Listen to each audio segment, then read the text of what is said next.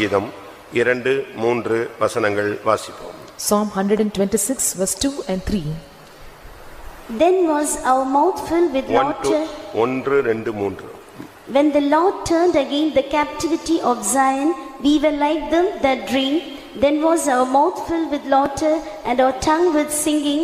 Then said they among the heathen, the Lord had done great things for them.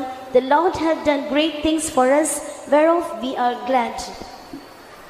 சீயோனின் சிறையிருப்பை கர்த்தர் திருப்பும்போது சொப்பனம் காண்கிறவள் போல் இருந்தோம். அப்பொழுது நம்முடைய வாய் நகைப்பினாலும் நம்முடைய நாவு ஆனந்த சத்தத்தினாலும் நிறைந்திருந்தது. அப்பொழுது கர்த்தர் இவர்களுக்கு பெரிய காரியங்களை செய்தார் என்று புறஜாதிகளுக்குள்ளே சொல்லிக் கொண்டார்கள். கர்த்தர் நமக்கு பெரிய காரியங்களை செய்தார், இது நிமித்தம் நாம் மகிழ்ந்திருக்கிறோம். கர்த்தருடைய பரிசுத்த நாமத்துக்கு மகிமை உண்டாவதாக. May God's holy name be glorified. கர்த்தர் பெரிய காரியங்களை செய்தார் என்கிற வார்த்தை